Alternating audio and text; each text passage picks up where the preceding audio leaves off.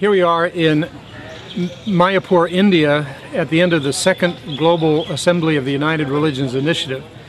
And one of the questions that would obviously come up would be what happened?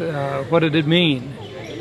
What it meant for me was just hearing small sentences from people.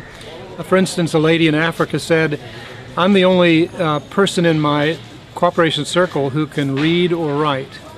But all the women in my cooperation circle love the United Religions Initiative because it gives them a voice to the world.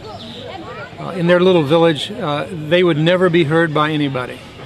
But because they belong to a grassroots interfaith organization that's global in its reach, they have a voice."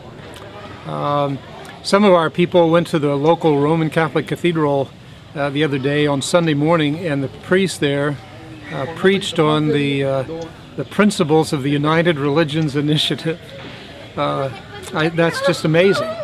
I was in a Hindu temple the other day, and a little child was trying to learn to walk and was falling into everybody sitting on the floor, and so happy and so well cared for. And somebody walked by and said, "Our cooperation circle took that child off the street at age 3 days.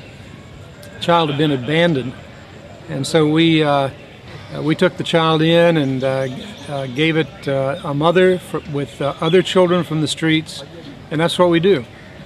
We take care of children that nobody wants, but we want them. To see how we're growing in Pakistan, to see how we're growing in India, to see how we're growing in southern India especially, in Africa, it's really amazing. All over Europe, it grows. You have to have at least 7 people to have a cooperation circle to start.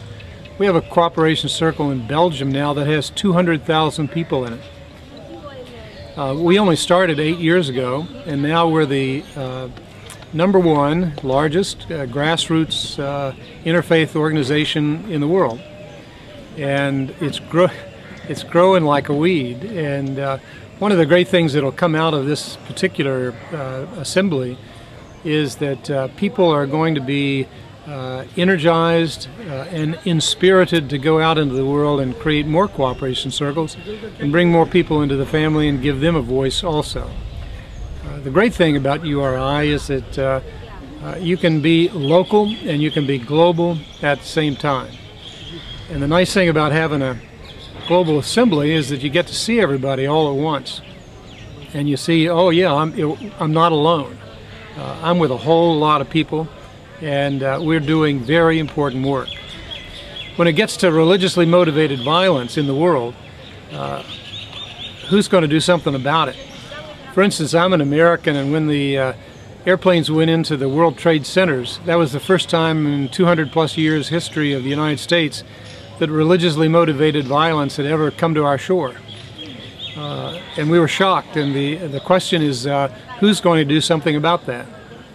Who's going to do something about religiously motivated violence in our country? The government can do a little, but it can't do what needs to be done. Religions could do a lot, but religions are very suspicious of interfaith. So what has to happen is that you got to have somebody in the middle that's sensitive to religion, that's cooperative with the governments, but is a neutral third party that can help adjudicate, help get people together, and help bring people who were hurt by conflicts to bring them back into their villages and towns and cities, and help make the reconciliation happen.